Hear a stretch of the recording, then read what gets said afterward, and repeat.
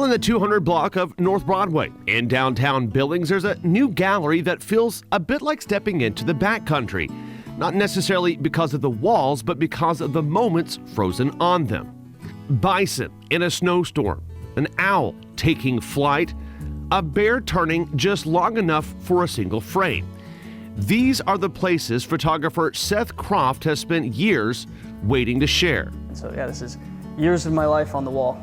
And what's funny is that none of this was part of the plan. Seth says it all started his senior year at Billings West when he signed up for a photography class not out of passion, but because he needed one more credit to graduate. I'd say that planted the seeds and interest of photography for me.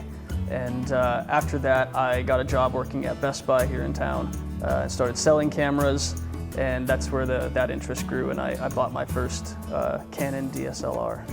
And that's when something clicked, both literally and figuratively. And it started clicking for me as I started capturing images that I was like, oh yeah, that I'm feeling what I, looking at the picture, what I felt in the moment when I took it. What the image matched the reality of that moment. But in the greater Yellowstone ecosystem, it's the wildlife that calls the shots. Some days it's over in seconds. Other days it's hours of just sitting with the landscape, waiting for the moment to come to you. I'll spend half a day just sitting and kind of waiting and watching a particular area or a particular animal, waiting for them to do something, because you don't, despite the videos you see online, sometimes it's not good to pressure them and yeah, don't force them to try and do stuff. Sometimes you gotta just sit and wait, and sometimes it works out, sometimes it doesn't. And after years of early mornings, cold fingers, and long drives into Yellowstone,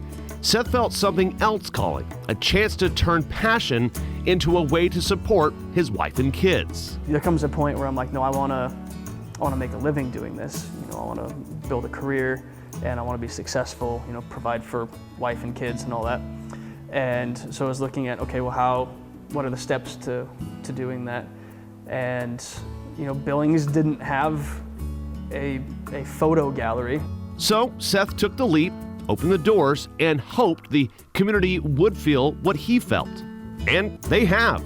But what surprised him most weren't the sales, it was actually the stories. Every picture, I remember capturing it, I remember the story and what went on with it.